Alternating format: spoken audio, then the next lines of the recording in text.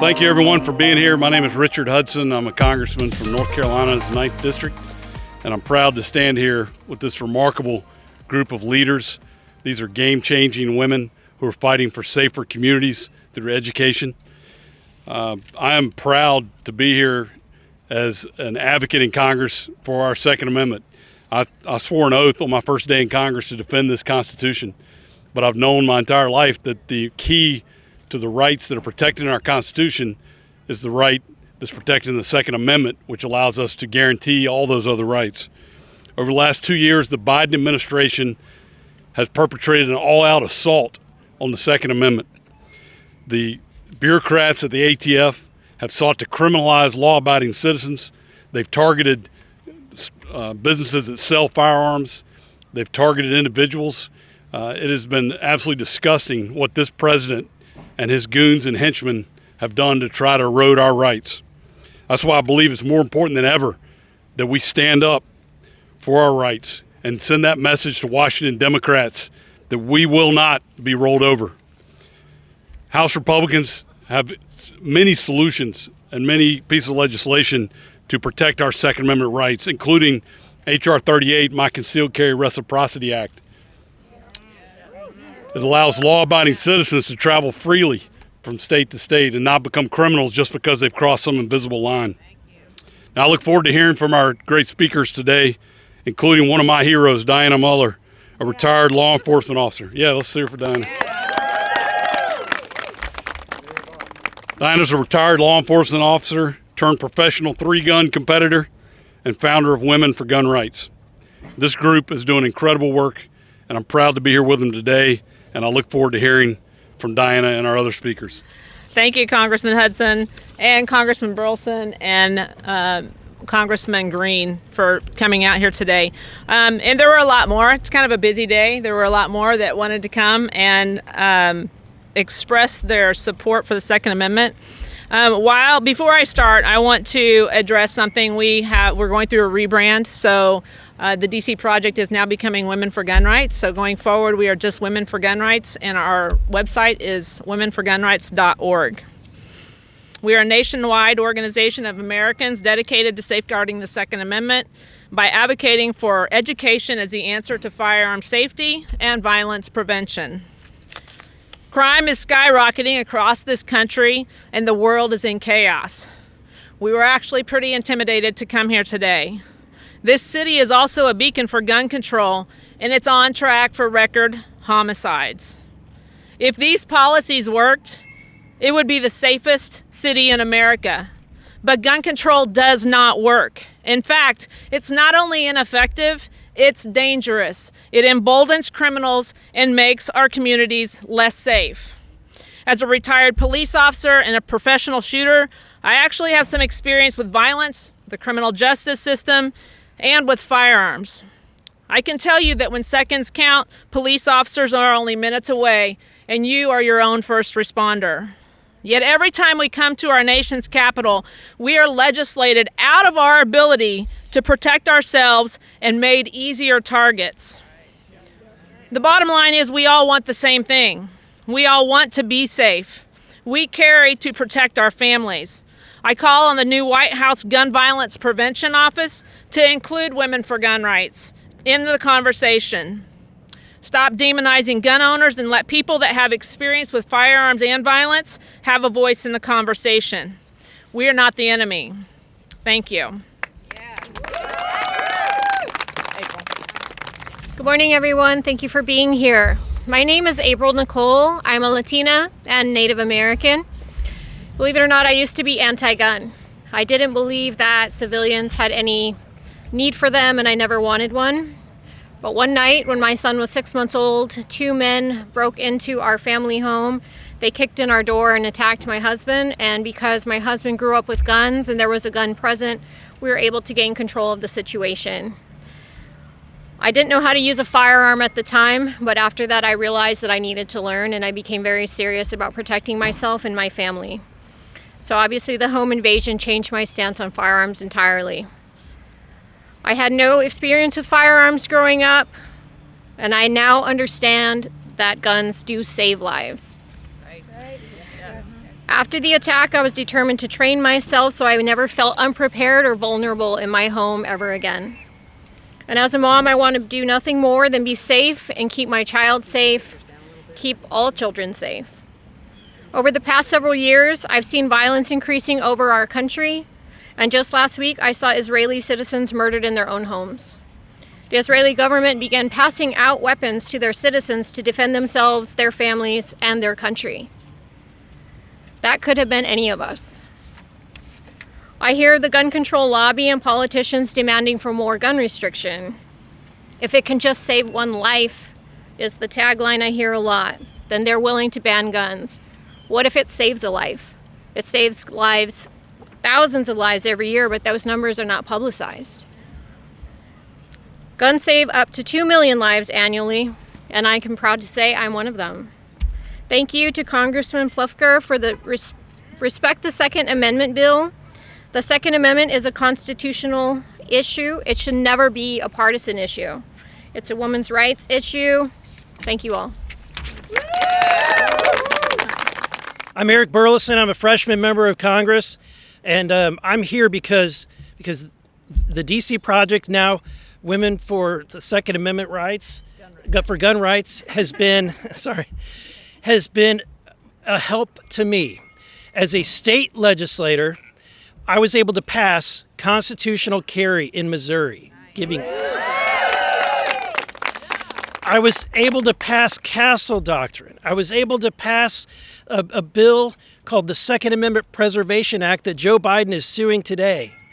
And I would never have been able to do those things and give Missourians more freedom when it came to the Second Amendment had it not been for, at the time, DC Project and Women for Gun Rights.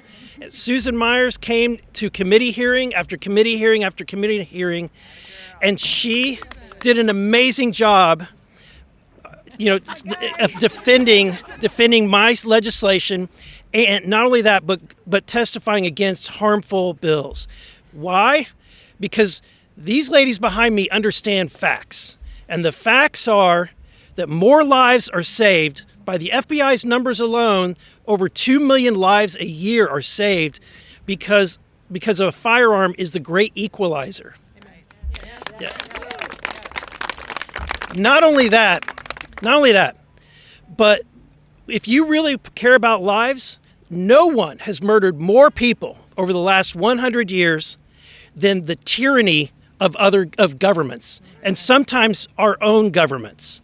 Just look at what's happened recently, in recent years, whether it's been in Cambodia or in Africa. You've had the recent events that happened in Afghanistan, the events that have happened in Ukraine, and now the event that just happened in Israel. Ask those citizens if they would love to have the right to defend themselves and not be disarmed. At the end of the day, the Second Amendment and the right to defend ourselves is the issue that will save more lives than anything. And I'm glad to support their cause. Thank you. Good morning, everyone. My name is Lucretia Hughes Klukin. I live in Loganville, Georgia. The gun lobby is notorious call for more gun control after every tragedy. My family has endured tragedy too, but I'm not buying the lies that these gun control policies keep us safe. 10 more laws, 20 more laws, or 1,000 more laws won't make something more illegal or stop criminals in their tracks.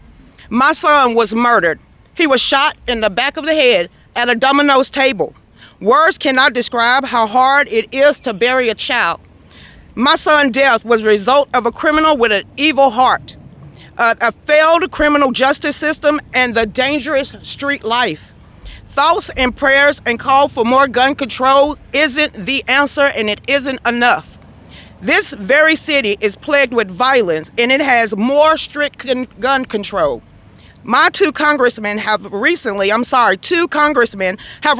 been attacked, and yet every time we come here, we are disarmed and we are denied the chance to protect ourselves. How about letting me defend myself from evil? Or do y'all not think I'm capable enough to handle a firearm? Do you think that the Second Amendment doesn't apply to people that look like me? Gun control is steeped in racism and has its roots firmly planted in Jim Crow laws that kept people who looked like me from being able to defend ourselves. Making it more difficult or more expensive for me and other law-abiding citizens will not make us safer. That is why the Women for Gun Rights oppose bills like H.R. 5135, which puts a 1,000% tax, 1,000% tax, okay, on standard capacity magazines and so-called assault weapons. This is crazy. This makes being able to protect yourself only a rich man game. We commend the congressman for their efforts to safeguard the Second Amendment. That is for every law-abiding American, regardless of their color or station in life. Thank you for taking that oath of office. Hi, my name is Mae. I'm 15 years old and I live in Florida. I'm a sophomore in high school. I know what it felt like to be scared at school. I remember huddling in a corner during a lockdown, wondering if I would make it home that day. That's why I left the public school system. It was because I knew that there was no one around that could actually help us. We just had to wait for police to come. And as we learned from the Parkland and Uvalde tragedies, police may not act. The courts have ruled that the police have no duty to respond. It's very troubling for me to say that it's possible that nobody is coming to save you. You are your own first responder. It is a fact that 94% of public mass shootings happen in gun-free zones. I would prefer to have armed teachers and staff at school if they're willing and capable. Congressman Massey's Safe Students Acts and Congressman Ogle's Teach Act are huge steps in making our schools safer. I not only want to feel safe, I want to be safe. For those of you who say our kids deserve better and shouldn't have to live like this, I agree. Allow teachers, staff, and parents that are willing and capable to protect us. Thank you. My name is Lauren Snyder, and I'm from Arizona. I am the wife of a veteran, mother to an 8-month-old baby, and a person with a disabling condition. For me, being disarmed is dangerous because I don't have the privilege of running away and waiting for the police to come and help me. On a good day, I may seem completely normal, but on bad days, I can't even walk. As a person with disabilities, I'm not equipped to fight physically.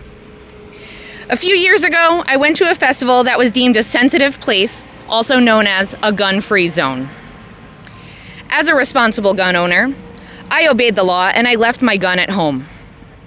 That night, I was attacked by somebody that was stalking me. He had the car running, ready to go, with the doors open.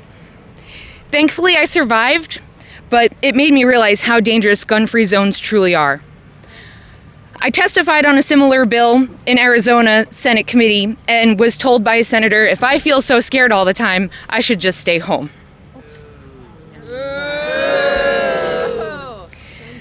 Gun-free zones may sound nice in theory, but they are extremely dangerous.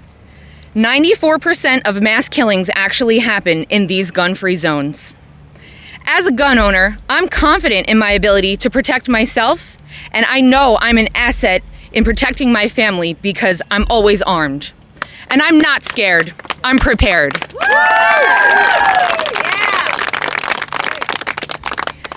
All of us feel uncomfortable being here today because we're all disarmed and vulnerable. The firearm is indeed the great equalizer, and that's why Women for Gun Rights is proud to stand with Congressman Hudson on H.R. 38, National Reciprocity. The right to protect myself and my family shouldn't stop at state lines, in gun-free zones, or so-called sensitive places. It's my body, and it's my choice to protect it with a firearm. All right. My name is Congresswoman Kat Cammack. I proudly represent Florida's 3rd Congressional District, the Fighting Third, and being a member of the Sunshine State, the Freedom State, we know what it means when we say shall not be infringed. I am so proud of these women behind me who are standing up for gun rights, which we know are women's rights.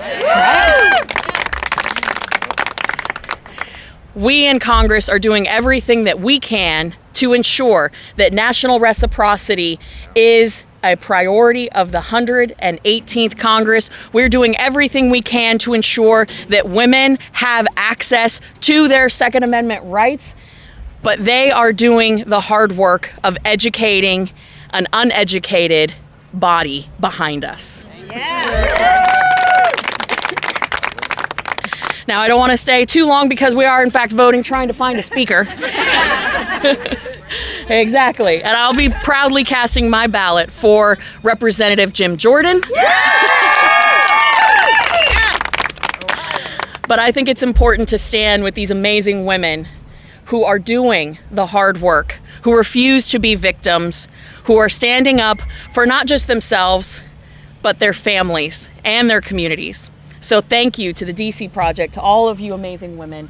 Thank you, thank you, thank you for standing in the breach. Thank you, thank you. Good morning. My name is Kathleen Gilligan, and I'm the suicide prevention educator for Women for Gun Rights.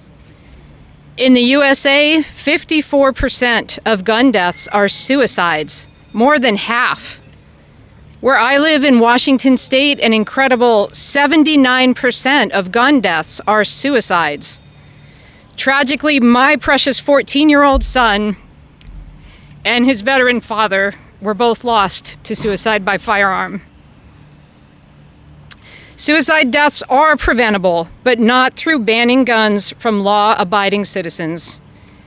In the past, suicide prevention education was not included in firearm education, but we are changing that. I encourage all firearms owners and their loved ones to learn basic suicide prevention so you can learn warning signs and establish a safety plan. For free training and information, visit www.intheforefront.org. Recently, I was awarded $1 million from Veterans Affairs to develop a program to address veteran suicide. Sentinel is an innovative and completely voluntary app that allows veterans to serve and support each other in suicide prevention. We work with holdmyguns.org, which provides private, legal storage of firearms for people in crisis or personal need. Finally, I encourage everyone to store the 988 crisis line in your phone and call or text if you or a friend or loved one needs help. Thank you. Hi, my name is Robyn. I'm from Texas. I serve as a board member on Women for Gun Rights, and I also own the nation's largest firearms training company for women. We train thousands of women each year because women are the fastest growing demographic of gun owners. You would never know it, but for the majority of my life, I was anti-gun.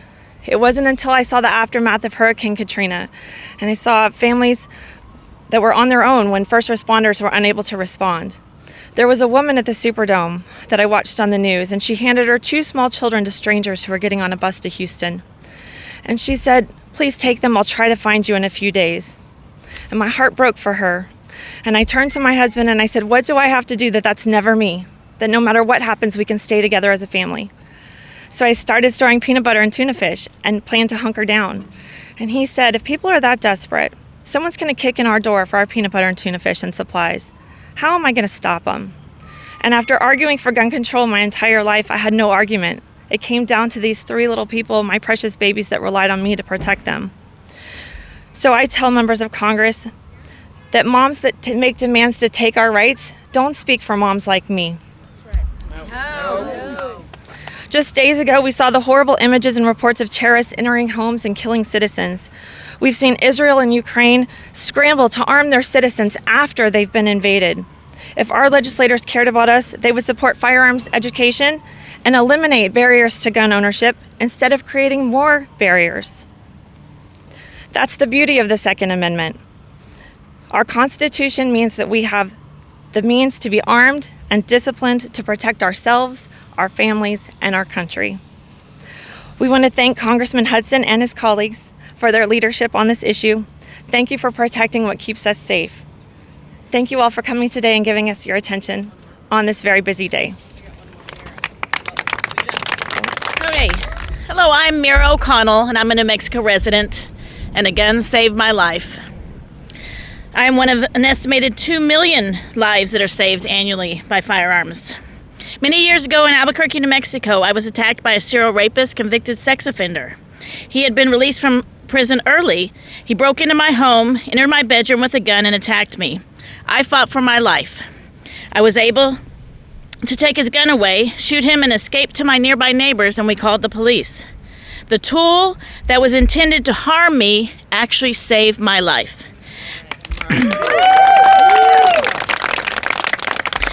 I went on to become a police officer and saw firsthand that soft on crime policies are dangerous and only make our communities less safe. Criminals are emboldened when we disarm citizens. Though often well-intended, gun control hurts some of the very people it's meant to protect: women. Women are particularly vulnerable to victimization due to disparity of size and disproportionate force that is often used against them during violent encounters. In Washington, D.C. alone, homicides in 2023 are up 35%, according to the D.C. Metro Police from last year, and robberies are up 69%. Members of Congress are getting attacked on the streets of D.C.